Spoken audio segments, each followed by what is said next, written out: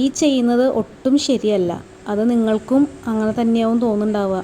2 ചെവിയിലും ഇയർഫോണും വെച്ചിട്ട് ഞാൻ വണ്ടി കയറി ഇറങ്ങുന്ന 2 കിലോമീറ്റർ ദൂരവും അദ്ദേഹം ഫോണിൽ സംസാരിച്ചിട്ടാണ് ടൗണിലൂടെ വണ്ടി ഓടിച്ചത്. നമ്മളൊക്കെ ഒരാളെ വിശ്വസിച്ചിട്ടാണല്ലോ വണ്ടിയിൽ കയറുന്നത്. പിന്നെ ഓട്ടോ മാത്രമല്ല, എല്ലാതരം വണ്ടികൾക്കും നിരത്തിലോടുമ്പോൾ കുറേ നിയമങ്ങൾ പാലിക്കേണ്ടതുണ്ട്. ആ നിയമമൊക്കെ ലംഘിച്ചിട്ടാണ് അദ്ദേഹം ഓടുന്നത്. അപ്പോൾ എന്തുകൊണ്ടാണ് പ്രതികരിക്കാതിരുന്നത് എന്നുള്ളൊരു ചോദ്യമുണ്ട്. സാധാരണ ഇത്തരം സന്ദർഭങ്ങളിലൊക്കെ നല്ലോണം പ്രതികരിക്കുന്ന ഒരാളാണ് ഞാൻ. എൻ്റെ പഴയ വീഡിയോകളൊക്കെ നോക്കിയാൽ നിങ്ങൾക്ക് മനസ്സിലാവും.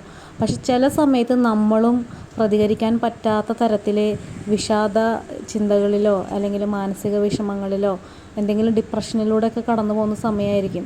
ഞാൻ എന്നിട്ടും ഇറങ്ങിയിട്ട് ഇദ്ദേഹത്തെ കവലയിൽ കാണാൻ പറ്റുമോ, സംസാരിക്കണമല്ലോ എന്ന് വിചാരിച്ച് തിരിഞ്ഞ് നടന്നതാണ് റോട്ടിലേക്ക്.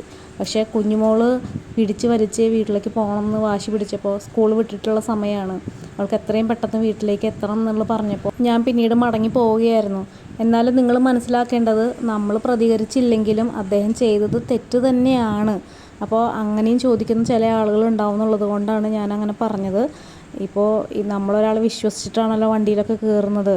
അപ്പോൾ അങ്ങനെയുള്ളൊരു സമയത്ത് ഉത്തരവാദിത്വത്തോട് കൂടിയിട്ട് വണ്ടി ഓടിക്കാൻ എല്ലാതരം വാഹനങ്ങളുടെയും ഡ്രൈവർമാർ ശ്രദ്ധിക്കേണ്ട കാര്യമുണ്ട്. ഒരാളുടെ ജീവൻ മാത്രമല്ല, ഒത്തിരി പേരുടെ ജീവനും കൈപ്പിടിച്ചിട്ടാണ് അവർ വണ്ടി ഓടിക്കുന്നത്. അവർക്കും പ്രാരാബ്ദങ്ങളൊക്കെ ഉണ്ടാവും എന്നുള്ളത് ഞാൻ അംഗീകരിക്കുന്നു. പക്ഷേ ഇങ്ങനെയൊരു സന്ദർഭത്തിൽ ഉത്തരവാദിത്തപരമായ ഡ്രൈവിംഗ് ആണ് വേണ്ടത്. അങ്ങനെയല്ലേ? എന്താ നിങ്ങളുടെ അഭിപ്രായം?